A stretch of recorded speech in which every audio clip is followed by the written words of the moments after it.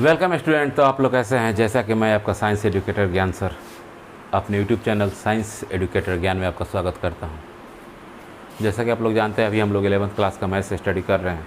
11th class के maths में हम लोग क्या पढ़े थे?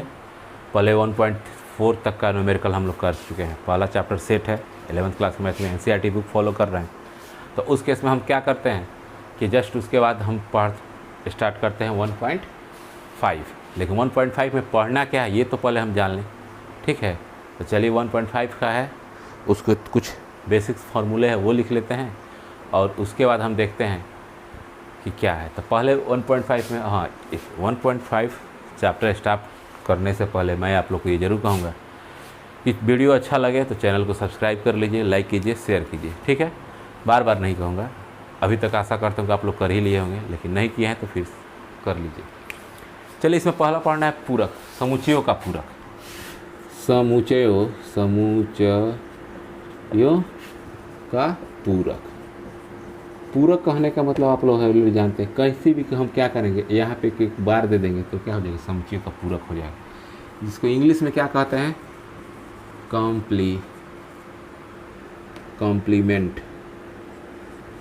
कॉम्प्लीमेंट ऑफ सेट, ठीक है?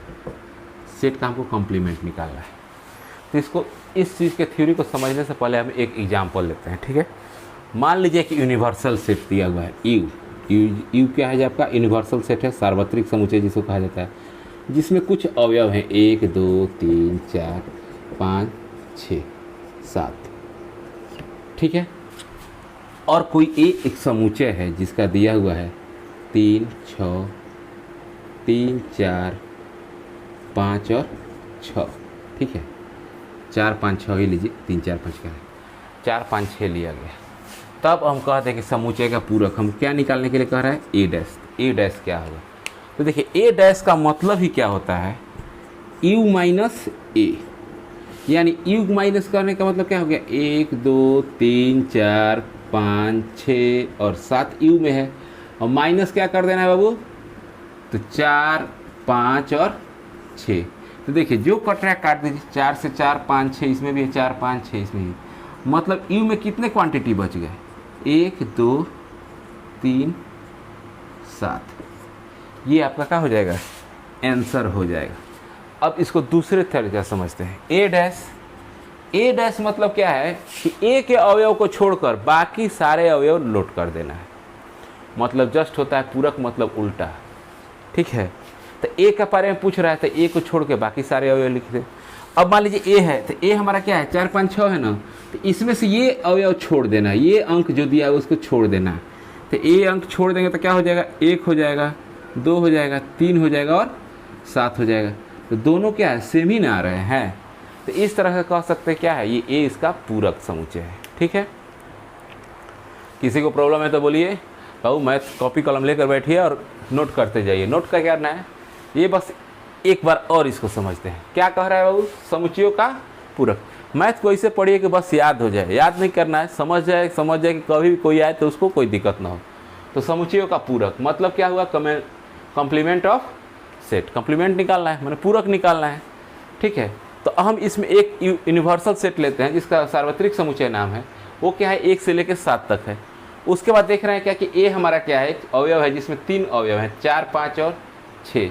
तो हमको ए डैश निकालना है। ए डैश मीन्स पूरक को हम किससे निरूपित करते हैं? पहले ही बता चुके हैं, डैश से। तो ए डैश निकालने के लिए क्या करेंगे? ए डैश मतलब होता है क्या? यू में से हमको क्या करना है? ए माइनस। अंतर पढ़े थे ना माइनस वाला, सेम वही प्रोसेस यहाँ भी है। तो यू में से क्या किए? तो ए वाले टर्म को काट दिए, जो यू में बचेगा वही ना लिखेंगे। तो 1 2 3 7 बच रहा है, 1 2 3 7 बच रहा है, तो इसको लिख दिए। या ए डैश का मतलब क्या है? ए का नहीं, ठीक है? तो ए मतलब ए में 3 अवयव हैं, तो इसमें वो अवयव नहीं लिखाए जाएंगे, माने ए को छोड़कर बाकी सारे अवयव लिख दें। तो ए क्या है? 3 4 5 है, तो 3 4 5 6 है, तो 4 5 6 को छोड़ दिए तो क्या बच रहा है? 1 2 3 और 7 बच रहा है ना, तो 7 टोटल लिख दिए। तो ये इसका पूरक हो जाएगा, ठीक है? अब कुछ इसके बेसिक्स फार्मूले हैं। चलिए भाई लोग, इसको मिटाते हैं। अच्छा से पढ़िए, धीरे धीरे पढ़िए, कहीं जाने की जरूरत नहीं है, आराम से पढ़िएगा, सब का सब आपको यहीं मिलेगा, ठीक है? अब NCERT बुक उठा लीजिए, कुछ इसके फॉर्मूले दिए हुए हैं, उस फार्मूले को हम लिख देते हैं। मैंने पूरक के गुणधर्म, पूरक के गुण धर्म मैंने जो नियम है वो आप देख लीजिए। पहला नियम क्या है कि ए यूनियन ए डैश क्या होगा, यू होगा। और दूसरा नियम क्या है कि ए इंटरसेक्शन ए डैश क्या हो जाएगा, फाई। समझ गए। अब बात करते हैं दूसरे के लिए। डी मॉर्गन न्यूरॉन का तो फिर नाम सुने ही होंगे ना। तो इसका क्या नियम है,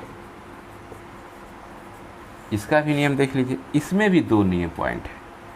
ए यूनियन बी का जो डैश होता है, ए डैश इंटरसेक्शन बी का डैश होता है। और दूसरा क्या पॉइंट है, ए इंटरसेक्शन बी का जो ये डैश होता है वो ए डैश यूनियन क्या कहलाएगा, बी डैश कहलाएगा।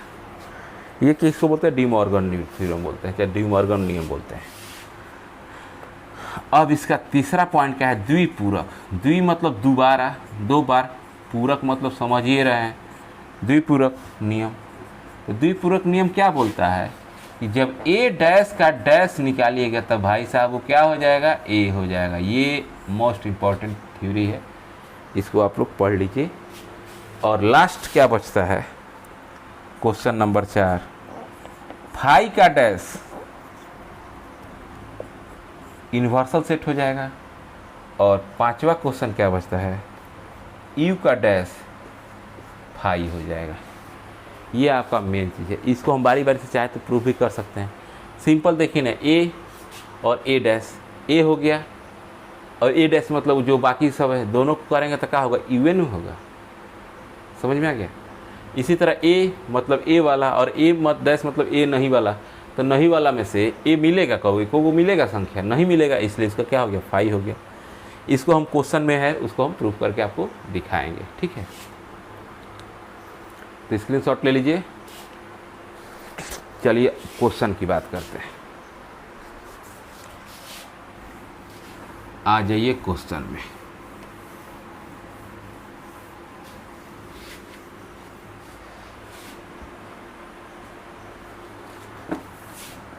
एक्सरसाइज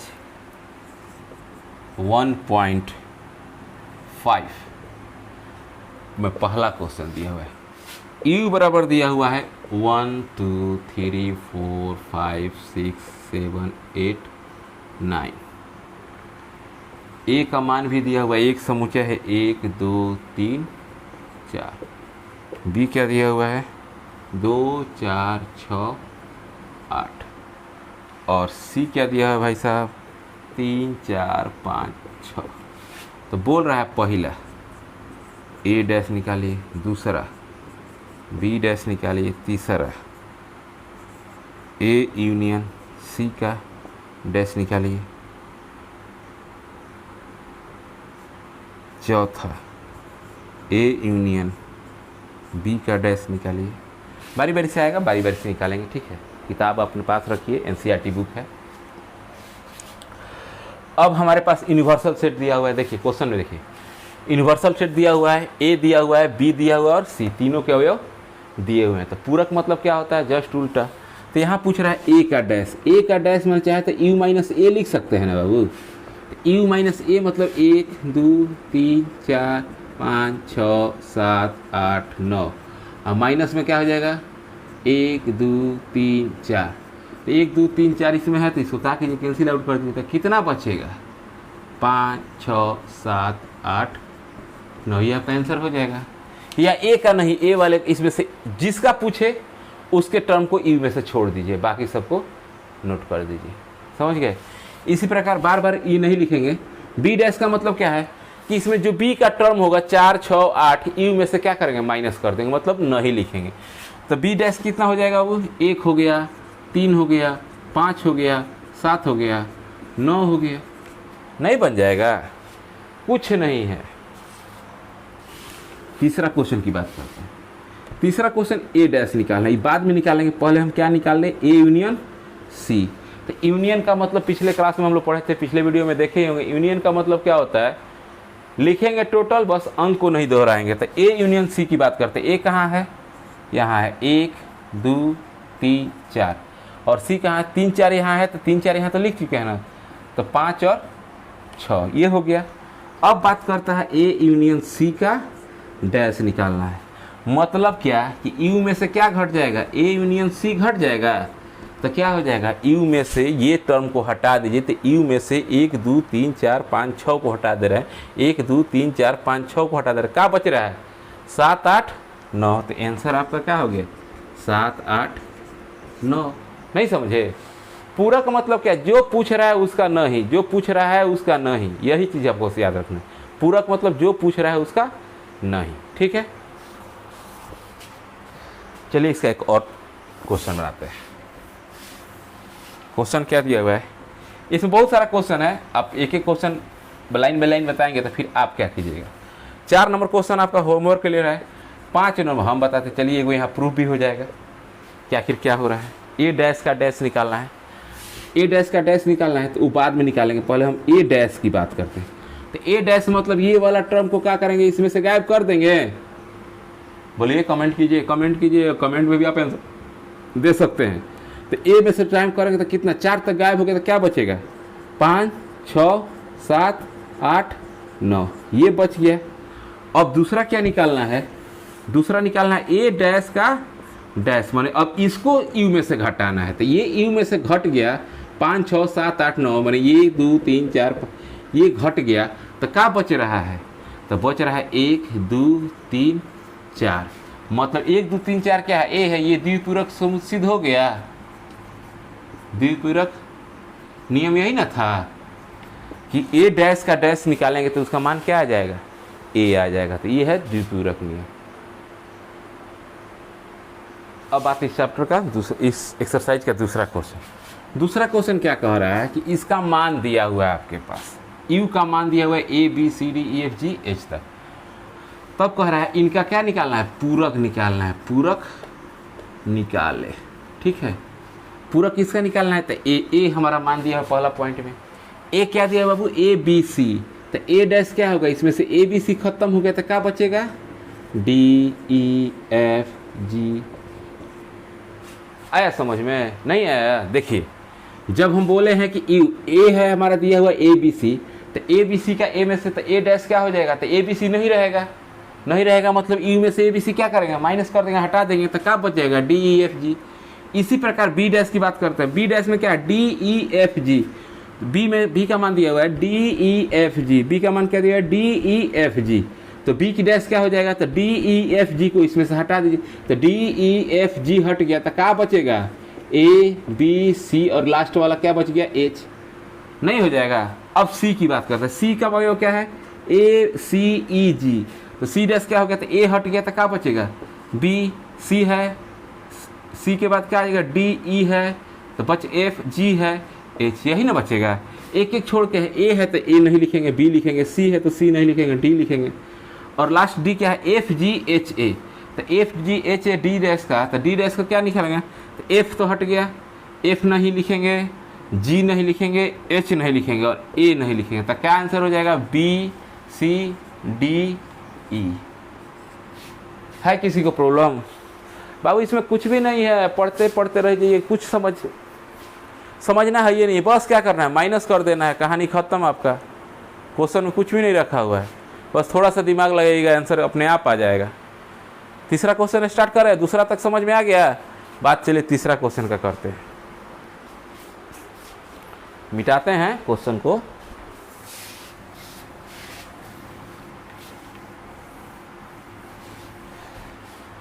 क्वेश्चन नंबर 3 क्या दिया हुआ है? कह रहा प्रकृत समुच्चय को सार्वत्रिक समुच्चय मानते हैं। जो प्रकृत संख्या है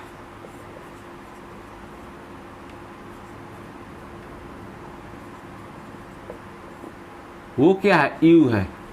माने यू को क्या मान लिया है? प्रकृत संख्या। यू बराबर हो गया 1 2 3 4। प्रकृत संख्या यही ना होती है बाबू? बोलिए, गिनती के सभी संख्याओं क्या कहा जाता है? प्रकृत संख्या कहा जाता है। अब इसका पहला क्वेश्चन दिया हुआ है, x such that x एक, मान लीजिए एक कोई वर्ड है सम,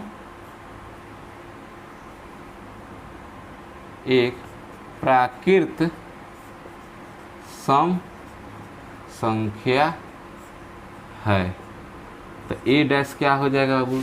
तो सम प्राकृत संख्या है, तो सम 2 4 6 8 हट गया, तो क्या बचेगा? 1 3 5 7, जो ये क्या होता है? तो आंसर हो जाएगा एक सच दैट एक्स एक विषम संख्या है, हो जाएगा विषम प्राकृत संख्या है, नहीं हो जाएगा? बोलिए, जब सम पूछ रहा है तो विषम, विषम पूछेगा तो सम, दूसरा चीज क्या, जो पूछ रहा है उसमें न ही लगा दीजिए, सम का उल्टा विषम, विषम पूछेगा तो क्या हो जाएगा? अगला क्वेश्चन दिया हुआ है, अगला क्वेश्चन दे रहा है, देखिए अगला क्वेश्चन हम मौखिक बना रहे हैं, कह रहा है कि अगला क्वेश्चन क्या है? एक्स एक प्राकृत संख्या है, प्राकृत विषम संख्या है, एक्स जो है ए कोई मान लीजिए समुच्चय दिया हुआ है, उसमें दिया हुआ है कि एक्स क्या है? एक विषम प्राकृत संख्या है, तो विषम प्राकृत संख्या का उल्टा क्या हो जाएगा? सम प्राकृत संख्या, तो आंसर क्या हो जाएगा? एक्स सच दैट एक्स क्या है? एक्स एक सम प्राकृत संख्या है। चलिए तीसरा क्वेश्चन है, ध्यान से सुनिए, एक्स सच दैट एक्स 3 का एक धन गुणज है, तो 3 का धन गुणज मतलब 3 6 9, यही ना होगा? तो धन गुणज में ये आ गया, तो आपको उस केस में क्या आ जाएगा? धन गुणज है, तो 3 4 6 9 जितना है सब 3 का, तो लिख देंगे आंसर में क्या होगा कि एक्स सच दैट एक्स क्या है? 3 का सम धन गुणज नहीं है। जब भी आंसर हाँ में पूछे तो उसका आंसर जगह दीजिए, ना में दीजिए। चौथा क्वेश्चन क्या है? एक्स सच दैट एक्स क्या है? अभाज्य संख्या है। अभाज्य संख्या कौन कौन कहलाएंगे?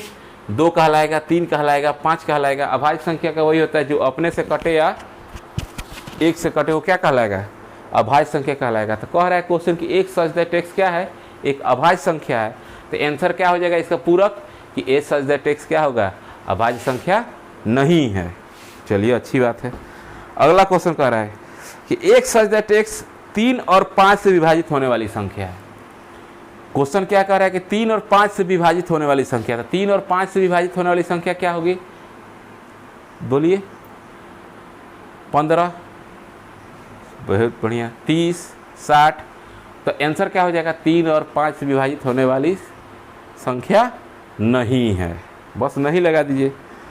अगला क्वेश्चन है कि कह रहा है कि एक पूर्ण वर्ग संख्या है, एक सच दैट एक्स क्या है? पूर्ण वर्ग संख्या है, तो इसका आंसर क्या हो जाएगा कि एक सच दैट एक्स पूर्ण वर्ग संख्या नहीं है। फिर कह रहा है कि एक पूर्ण घन संख्या है, अगला क्वेश्चन में कि एक सच दैट एक्स क्या है? पूर्ण घन संख्या है, तो आंसर क्या हो जाएगा? वेरी गुड, आप सही बोल रहे हैं, कमेंट कीजिए, कमेंट करते रहिए, मज़ा आएगा पढ़ने में। इतना जान लीजिए, इतना मज़ा आएगा कि आपको किताब छोड़ के जाने का मन नहीं करेगा। बस टाइम दीजिए, समय के साथ रहिए और हर एक वीडियो देखिए। आपको इतना ज़रूर कहूँगा, और जो भी वीडियो देखिए लास्ट तक देखिए, तब जाकर समझ में आएगा। नहीं तो मान लीजिए थोड़ा सा देख लिए और आगे पीछे करके स्किप कर रहे हैं, तो कुछ पार्ट मान लीजिए थ्योरी बताना आप स्किप कर दिए, तो फिर न्यूमेरिकल कैसे बनेगा? तो उसी चीज़ को ध्यान रखते हुए वीडियो देखिए, मज़ा ज़रूर आएगा, पढ़ने में मज़ा आएगा, समझने में मज़ा आएगा। अब क्या कर रहा है? धन एक पूर्णांक घन संख्या है, तो पूर्ण घन संख्या है मतलब 3 3 का 9, घन में क्या होगा? 2 दूनी 4 दूनी 8, 3 का क्या होगा? 3 3 का 9 3 27, ऐसे ही नहीं चलेंगे। तो आंसर में क्या हो जाएगा? पूर्ण घन संख्या नहीं है, वो आंसर हो गया। इसमें बनाने लायक ये क्वेश्चन है, जो आप लोग को दिक्कत होगा हम बता दे रहे हैं।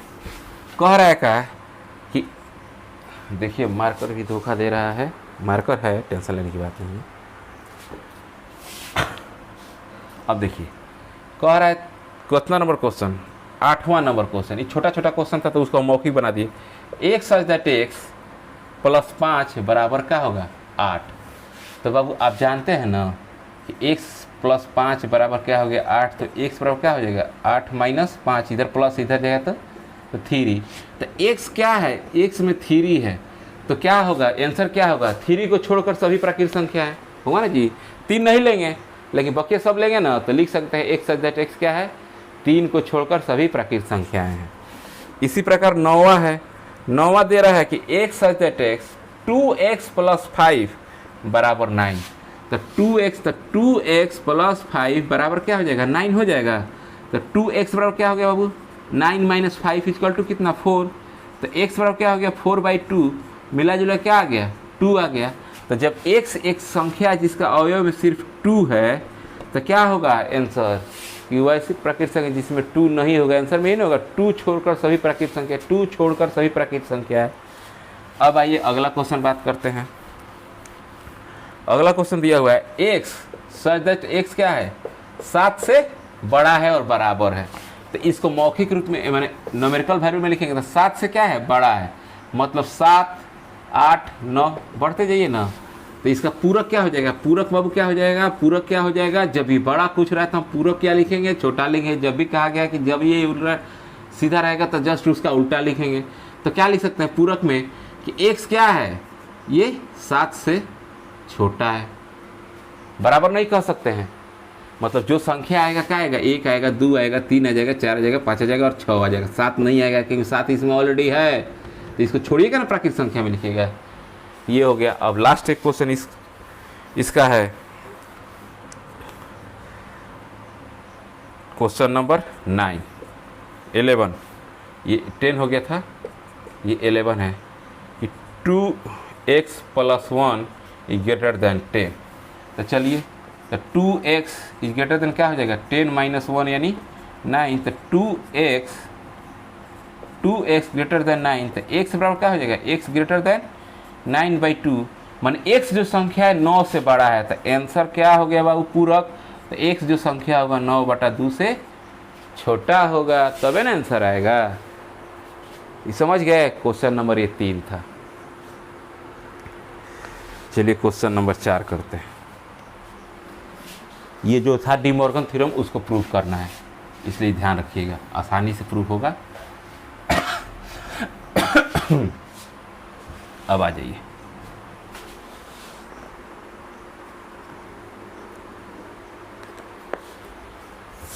अब इसको ध्यान रखिए। कह रहा है क्या, u का मान दिया हुआ है। u का मान कहाँ से, 1 से लेकर 9 तक, 1 2 3 4 5 6 7 8 9। a का मान दिया हुआ है 2 4 6 8 और b का मान क्या दिया हुआ है 2 3 5 7। तब करना है, सिद्ध करना है। सिद्ध कर कौन चीज, a यूनियन b का ये बराबर है a डैश इंटरसेक्शन b का डैश। ठीक है, कोई बात नहीं, सिद्ध करते हैं। चलिए LHS की बात करते हैं। LHS की बात करते हैं तो LHS में क्या हो जाएगा, LHS की बात करते हैं तो LHS में क्या दिया हुआ है,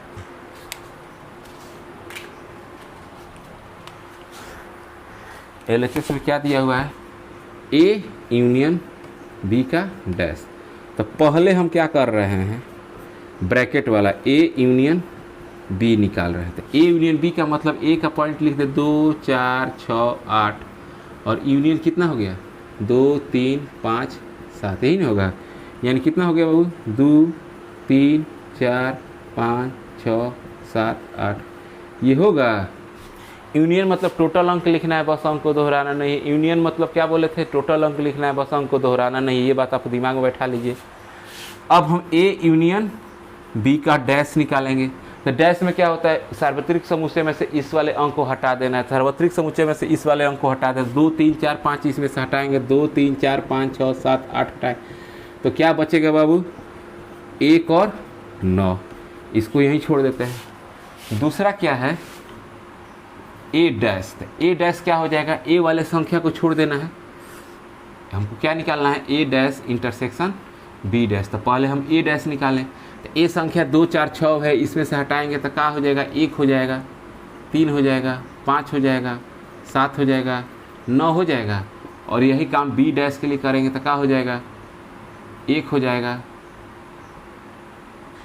इस B डैश के लिए तो 1 है, 3 नहीं, 2 है, 3 है तो 4 हो जाएगा, 5 है तो 6 हो जाएगा, 7 है तो 8 हो जाएगा और ये 9 हो जाएगा। इतना होगा। अब क्या कह रहा है इंटरसेक्शन, तो A dash intersection B dash. तो A डैश का इंटरसेक्शन B डैश क्या हो जाएगा, A डैश का इंटरसेक्शन B डैश जो मिलेगा तो यहाँ 1 है, यहाँ भी 1 है, तो ये क्या हो गया 1, 3 नहीं है, 5 नहीं है, 7 नहीं है, यहाँ 9 है और यहाँ 9 है, तो क्या हो गया 9। तो ये दोनों बराबर हो गया तो लिख देंगे LHS इक्वल टू RHS। भाई हमारा क्या था, RHS था। समझ में आ गया, दोनों क्या हो गया, सिद्ध हो गया ना। तो इसी को बोलते हैं डी मॉर्गन थ्योरम। एक दूसरा जो है आप सीधे कीजिएगा, हम अब सब क्वेश्चन हम नहीं ना बनाएंगे, आपको भी तो कुछ होमवर्क मिलना चाहिए। घर पे बैठिएगा तो क्या कीजिएगा, होमवर्क के साथ काम कीजिए। तो होमवर्क में हम दे रहे हैं आपको, क्वेश्चन लिख दे रहे हैं, जो आप लोग उसको ज़रूर बनाइएगा। होमवर्क क्या है, ये तो पहला था, ये आपका पहला था। अब होमवर्क के लिए हम दूसरा क्वेश्चन क्या देते हैं, यही क्वेश्चन है, ये सब यही है। दूसरा क्वेश्चन क्या सिद्ध करना है कि ए इंटरसेक्शन बी का डैश बराबर ए का डैश यूनियन बी का डैश। ये आपका HW है, ये आपका क्या है, HW है। घर पे बनाइए, इसको कोशिश कीजिए बनाने का, नहीं बनेगा नेक्स्ट वीडियो में ज़रूर पूछिएगा, ज़रूर हम बताएंगे। अब चलिए 5 नंबर मिटा दें। अब चलिए मिटाते हैं।